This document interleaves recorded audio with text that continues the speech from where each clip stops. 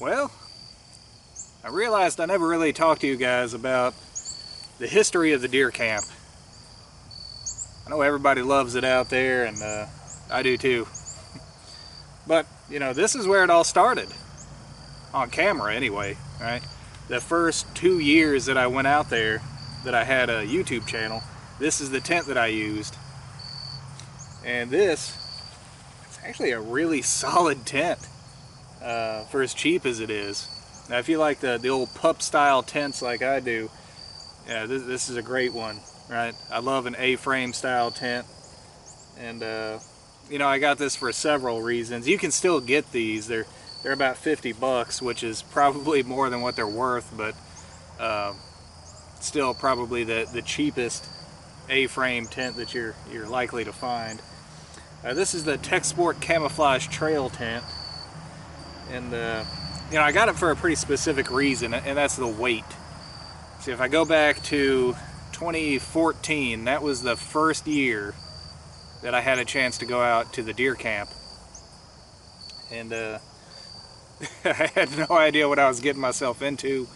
I had heard all kinds of rumors about people trespassing and poaching back there, and mountain lions in the area, and I had no idea if there were any deer back there, and if there was, how many there were. So no clue what I was getting into. It was muzzleloader season, and that year it never actually got above freezing the whole time I was out there. And I took a different tent. I didn't have this one yet.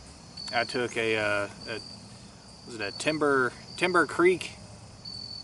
Yeah, Timber Creek Teleco 2, the dome tent that you can get at, or you could get. They don't sell it anymore, but they were sold at Academy Sporting Goods. Now I think they're already out with like the Teleco 3 or 4 or something like that. And that was supposed to be a 3-man tent, and it's just a standard dome tent. It was the cheapest one you could get at the time. I think it cost $23 or $24 when I bought it, and I still have it. But here's a picture of it. As you see out there, there's the tent behind me, and I had a tarp to go over it. I had a tarp to go under it, and yeah, like I said, it never got above freezing the whole time out there, and you can see the deer that I got. Now, I was going out there for a week to possibly a week and a half, or until I got a deer. Now, the deer camp being what the deer camp was, I ended up getting a deer on the very first afternoon, and there it is right in front of me there in that picture. And the picture just doesn't really do it justice. To this day, that is one of the largest does that I've actually killed here in Tennessee. That thing was the size of a horse, and back then I didn't have a deer cart, and I didn't have a trail that went back there. There was nothing, and it took all day to get that deer out of there. But that was the trip that convinced me that I needed some more lightweight gear, so I stopped using that Academy Sporting Goods tent, and I got this one.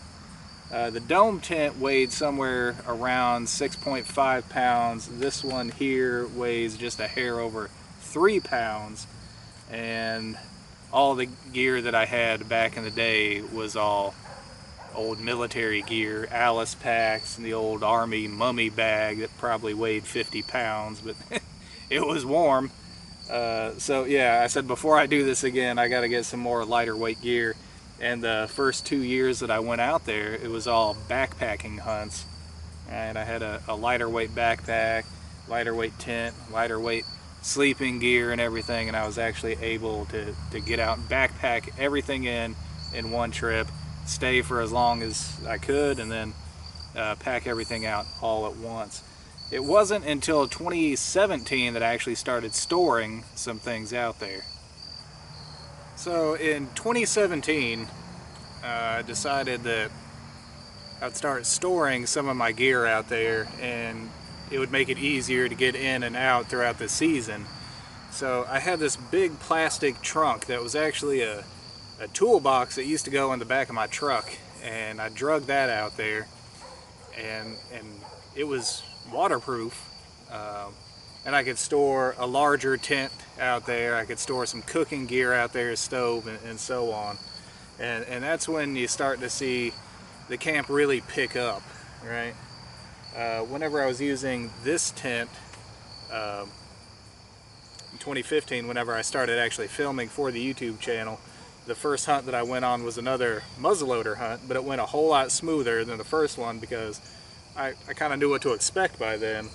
So I didn't have to pack as much stuff, and the stuff that I did pack was more efficient.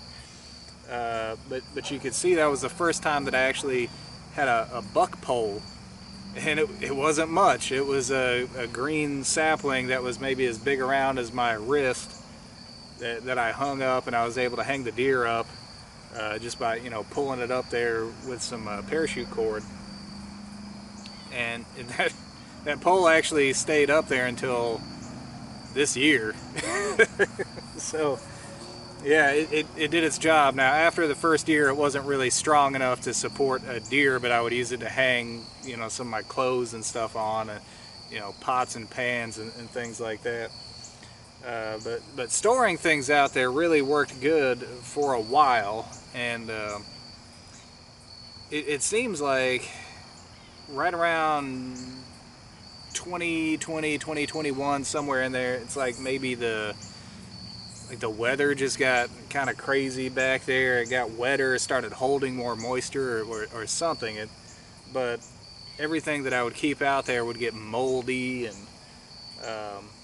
you know, by then I was using the wall tent, so that was still okay to pack in and out because I had a deer cart that I could put it on.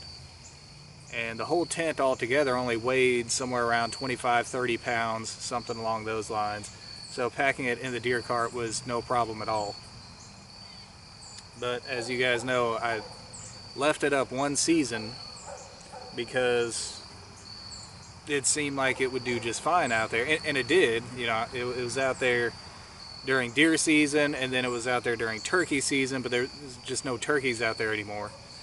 And when I checked on it in the spring, it looked just fine, and then whenever I checked on it in the summer, it was in the condition that you guys saw it in, where it has the eave rot, and the sides are rotten, and even where the stakes go on the bottom around the sod cloth, that's also rotten too, and it's just too much to actually patch. So yeah, there was another tent that got ruined out there, and that was the that Bastrop 5 tent. That one came from Academy too. I think it was a 5-man tent, and it worked pretty good, but a windstorm took that one out. Anyways, that's how that went. So I learned not to keep tents out there anymore. But with that being said, there has been a little bit of a change out there. I just went out there to kind of do a pre-season checklist to see how things were. And as you know, several years back I installed a much better buck pole. Here you go, you can see me hanging the deer off it there. Here's another picture, right? Same buck pole. And that tree on the left, as you're viewing the picture there, it was apparently dead, and I didn't realize that. It didn't look dead. But whenever I went back there just the other day, that tree has fallen. It took the buck pole with it and landed on that plastic trunk that I was storing my gear out there in. And it actually cracked it. And it's not waterproof anymore. I had that, I had my sleeping bag in there, the MSS, you know, my military sleeping bag out there. And I had my tent out there in that trunk. That was the One Tigris Rock Fortress tent. And whenever I went to check on it, there was standing water inside that trunk. Luckily, the sleeping bag wasn't in that water, neither was the tent. It was only about halfway in it. But it did get some mold on it. There was also termites in there. The whole trunk was infested with termites, and I have no idea why, because there's nothing wood in there. So why would termites be in there? I don't know, but they were all over the place. Maybe they came from the rotten tree. I have no idea. But yeah, it's bad.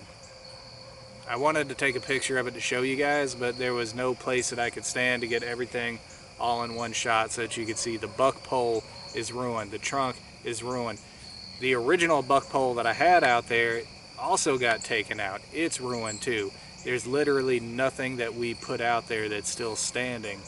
So when we go back out there this year, it's not so much that we're starting out at square one. We're actually going to have to clean up what was there before just to start out at square one, right? But, you know, we're coming up on almost 10 years that we've been going out there. It's hard to believe that, but it is. And, yeah, we're not about to just let it go down like that, you know. We're going to head out there again at some point this year and clean up what's out there and make a fresh start for this, so that next year, whenever we head out there for the 2024 season, that will be the 10-year anniversary of the deer camp. You know, it'll actually have some history and hopefully a future. So that's the history of the deer camp. It all started in 2014 before I had a YouTube channel. It went on to be a good backpacking spot, and I started storing things out there, and then nature has tried several times to reclaim it, and you know, now it's going to take a little bit of work, but my goal this year is to set up for the future success of next year, which will be the 10-year anniversary at the deer camp. Man, it doesn't seem like it's been that long, but it has. So it's been a great tradition for us. But anyways, guys, that is all the time that I have for today. I hope you enjoyed it, and until next time, thumbs up. I really have no idea what to expect this year. I don't know what type of tent we're going to be able to take out there, if we're going to be able to get another wall tent out there, or get our wall tent up and running somehow with a tarp over it or whatnot, and to get it out there. But, you know, the one thing I can promise, we are going to get back out there. But what that looks like, only time will tell.